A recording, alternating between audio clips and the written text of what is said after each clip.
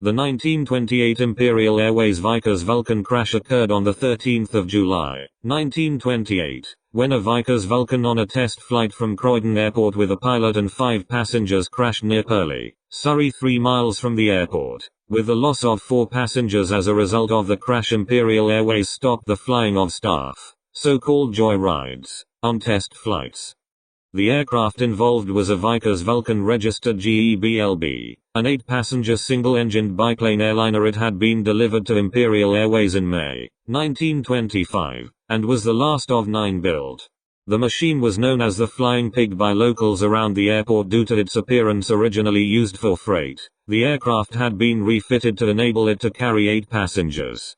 The aircraft, which was not in regular service but was used for special flights and carrying surplus baggage and freight, had the engine changed on the 12th of July and departed Croydon at midday on the 13th of July on a flight to test the new engine. The opportunity was taken to take some members of staff on a flight along with a government aeronautical inspection department aide inspector. Although the aircraft needed to be passed fit by an aide inspector, the presence of the inspector on the flight was not related to that approval. After the aircraft had climbed to 800 feet, it disappeared from view of the airport in a south-west direction. The aircraft crashed into a market garden near Lee Cottage on Woodcote Road. It was seen by residents flying low over the rooftops with the engine evidently in difficulties. The aircraft crashed into a potato field. The pilot in an open cockpit clambered clear and helped one of the passengers from the enclosed cabin free. The aircraft burst into flames and it was not possible to rescue the other passengers. The 4 passengers, 2 male and 2 female, were killed.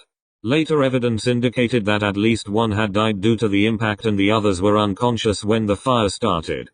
An inquest was opened at Brandon Hill near Croydon on the 16th of July, 1928, and after identification of the 4 passengers was adjourned, the inquest resumed on the 30th of July, 1928, and it was explained to the inquest by an employee of Imperial Airways that it was not unusual for passengers to be taken on test flight and those on board had permission. The coroner questioned the wisdom of allowing passengers on what could be a dangerous test flight and was told all the passengers had signed indemnity documents. The employee in charge of the 2 girls on the flight said they had asked her for permission and it was allowed as long as it was not for more than 15 minutes. An engineering superintendent said employees were keen to take joy rides but agreed that it was sometimes a bother.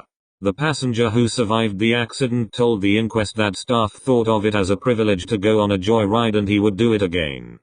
The pilot, Captain John Spafford, gave his evidence to the inquest. He had been informed at 11:50 that the aircraft needed an engine test and he was to also take 5 passengers and some ballast. Spafford calculated that his weight would be under the full load and that on the ground the engine sounded normal.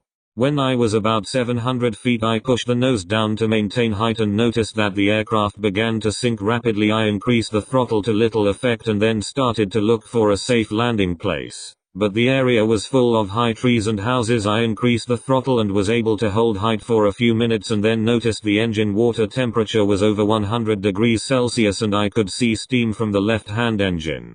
Cowling, the engine lost power again and I saw a chance to land in some allotments. I pushed the control down to 45 degrees and hit the ground at the same angle. I was trapped by my foot and released myself after about 2 minutes. As I freed myself the engine caught fire. I managed to get to the door of the cabin and only one of the passengers was conscious.